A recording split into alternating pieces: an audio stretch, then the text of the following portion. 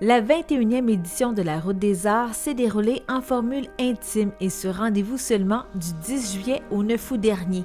De la chute à Oka, en passant par Mirabel, nous avons sillonné les routes de la région afin de vous faire découvrir les 15 artistes qui ont ouvert leurs portes aux visiteurs cette année.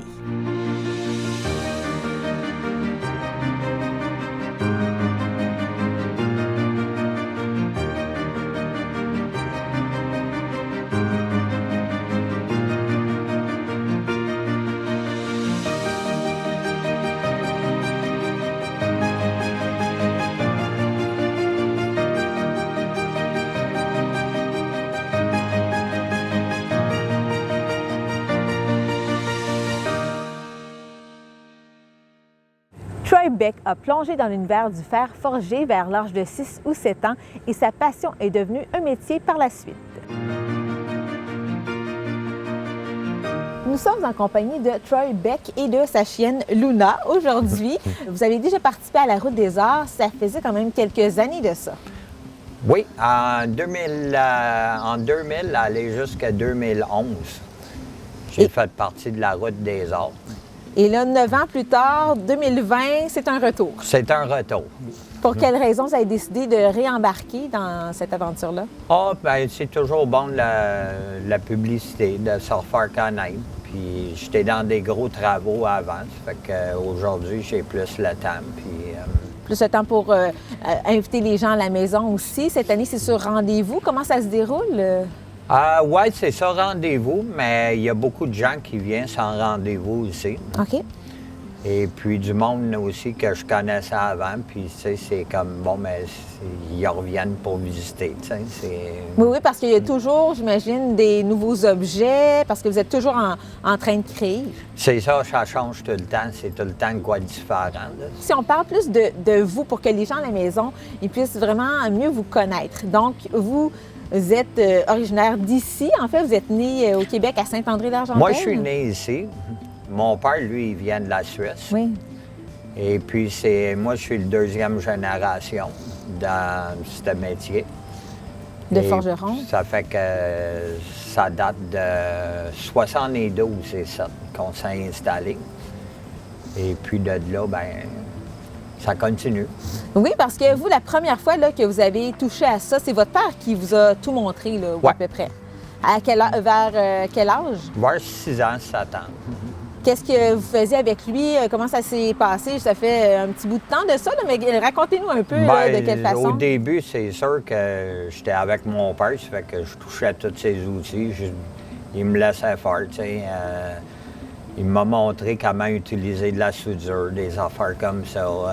Tu sais, ça fait que c'était plus un amusement d'enfant.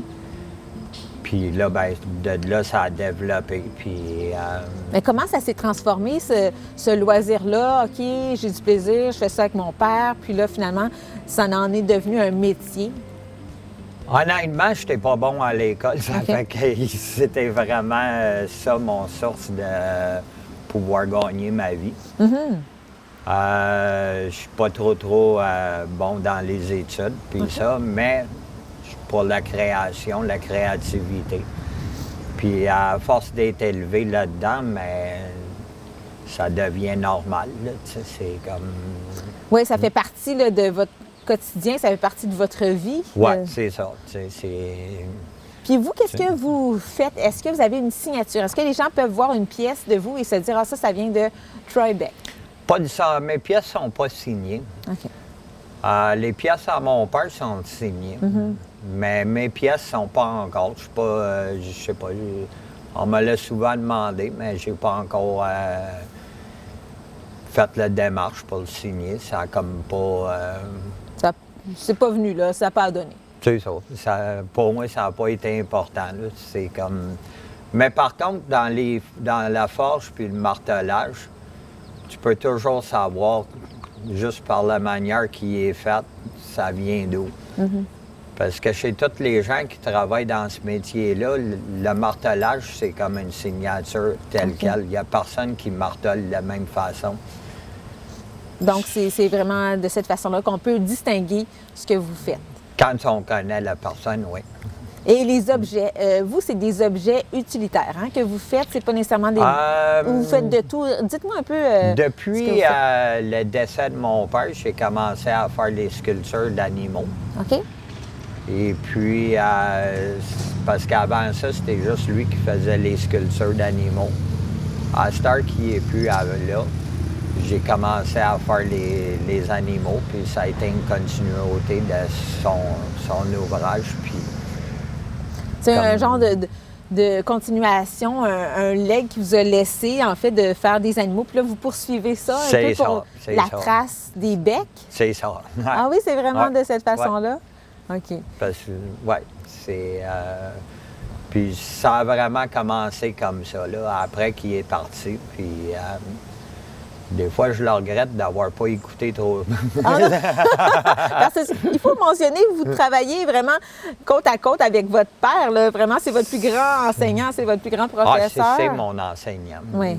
C'est comme ça, c'est sûr. Ça, c'est... Puis là, est-ce que des fois, vous vous chicaniez même? Est-ce que vous écoutiez toujours ce que votre père vous disait? Père-fils, c'est normal. Ben oui. Mais on était très proches, par contre. La famille, on est très proches. Mm-hmm. Ça fait que ça est venu comme partner, autant ma mère que mon père, c'est comme... Oui, parce qu'on est aussi ici, ça c'était l'endroit où votre père faisait le fer forger, puis la maison, c'est la maison familiale? Ça, c'est la maison familiale. J'ai acheté en 2001. OK. Et puis mon père, lui, il avait sa maison, sa dernière maison qu'il a bâtie, qui est à peu près à 5 minutes d'à pied d'ici. OK. Puis, dans le fond, vous veniez ici, puis c'est vraiment l'atelier là, que vous créez à chaque jour, là, finalement. Oui, c'est ça. Parce que comment ça se déroule, le processus de création là, pour vous? Est-ce que c'est le matin, vous y allez? Est-ce que c'est votre métier? Donc, vous faites tout ça à temps plein? À temps plein, je vis de ça. On a toujours vécu de ça. C'est juste implanté. Tu sais, c'est comme quand tu n'as jamais connu d'autre chose, ton parent, ils ont fait ça, ça fait que c'est ingrainé, tu sais, c'est comme... C'est intergénérationnel, là, vous, là. C'est vraiment de père en fils. Luna, elle aimerait bien ça, jouer en ce moment. Mais c'est pas le moment, un peu plus tard. Et puis, donc, à chaque jour, là, vous entrez dans votre atelier. Est-ce que vous êtes très matinal? Comment ça se déroule pour aller faire du travail? Moi, je suis matinal. C'est comme, je commence à l'entour de 6 h, 7 h le matin. J'aime bien arrêter à l'entour de 4 h l'après-midi, puis profiter de la vie. Tu sais, c'est comme... Oui. C'est important aussi là, de ne pas faire... Mais c'est matinal, par contre. Le plus fort des créations, là, c'est... Mm-hmm. Puis les objets décoratifs, on en a parlé, vous faites des animaux. Mais qu'est-ce que vous faites aussi à part ça? Je pense que vous êtes dans la quincaillerie. Je fais de la quincaillerie, je fais des objets pour les maisons. Parfois, je peux être dans une maison plusieurs années parce qu'il y a... Un travaux suit l'autre, comme ça peut être des lampes, des rampes, des balcons, des...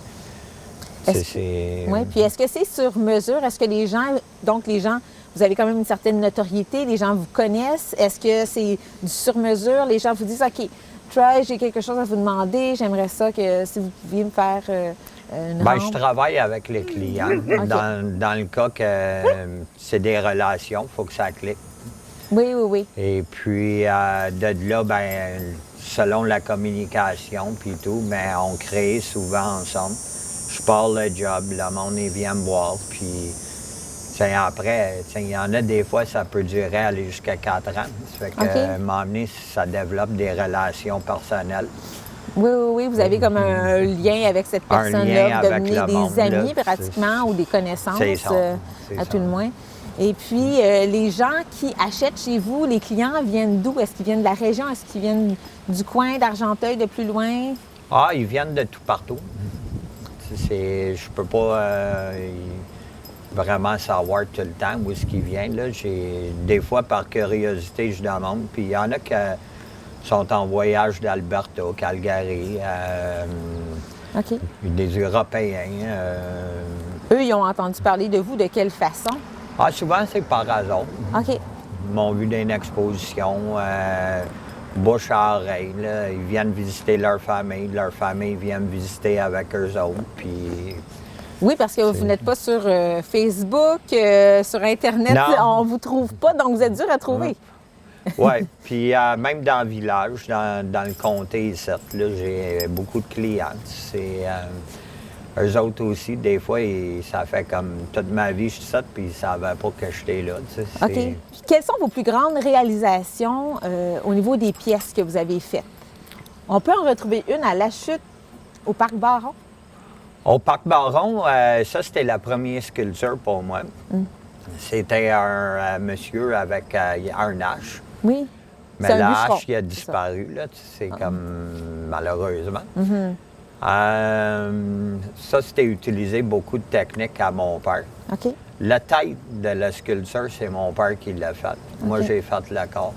Et ça, est-ce que c'était une commande ou bien c'est la ville qui vous l'a demandé? C'est la ville qui me l'a demandé. OK. C'est comme... Et puis, je sais pas... Bien, il y en a une autre aussi qu'on a pu voir dans la petite séduction, le trophée. Ah oui, j'ai oublié. Oui. Oui. Donc, ça qui avait été remis à l'artiste, qui avait été remis donc à l'artiste invité. Ça aussi, c'était une commande. On vous avait demandé de faire un relief là, quand même assez précis hein, pour ce trophée-là. Oui. Ça, ça fait quelques années, oui. C'était un trophée pour un événement. Là. Oui. Vous aviez passé à la télévision à ce moment-là. Est-ce qu'il y en a d'autres réalisations dont vous êtes fiers, que vous pouvez dire, ah, cette pièce-là, là, vous l'auriez gardée, mais vous avez dû la donner? Non, c'est vraiment, c'est évolutif. Tu sais. Maintenant, je dirais que c'est les oiseaux, puis tout ça. Ça, c'est comme, parce que c'est récent que je commence à faire ça. C'est comme, c'est tout le temps évolutif. Ça fait que c'est... Puis vous voyez aussi, dans le fond, à quel point ça change. J'imagine le premier oiseau que vous avez fait jusqu'à votre plus récent. Déjà là, j'imagine qu'il y a une différence. Il y en a, oui. Oui. Ouais. Ils viennent plus gros, ils viennent plus... tu sais, c'est... Tu sais, on développe des techniques, puis... Puis est-ce que vous participez souvent à des salons de métiers d'art où vous allez à la rencontre de d'autres forgerons? Ou, je t'ai élevé à faire des... dès que j'avais très jeune, on faisait le salon de métiers d'art dans les années 70. Ça, c'était avec ma famille. Et puis aller jusqu'à Toronto, Wanavakine, à Ottawa. Mais ça, j'ai arrêté de faire les grosses expositions en 2003. OK. Vous avez tout stoppé? C'était... Oui. Ça s'en venait trop cher, puis là, qu'est-ce qui restait, c'était comme... C'était ça, c'était trop coûteux, ça valait peut-être plus la peine à ce moment-là pour vous de vous déplacer? C'est ça. Oui. Okay. Et en terminant, en fait, je voulais savoir, vous, comment est-ce que vous entrevoyez l'avenir avec vos projets? Vous allez continuer, j'imagine, à faire d'autres animaux? Comment est-ce que vous voyez, comment est-ce que vous vous projetez dans l'avenir? Bien, l'avenir avec les animaux, le prochain, c'est un aigle dans mes projets. Hibou. Ça, c'est deux oiseaux qui sont plutôt compliqués que je t'avais d'arriver. Et puis après ça, ça serait les animaux à quatre pattes, genre cheval, cochon, que je ne suis pas encore rendu. Mais ça, c'est dans le futur. Ah, mais parfait, on va continuer à regarder ce que vous faites. C'est très intéressant. Monsieur Beck, merci beaucoup d'avoir été avec nous. Bien, merci.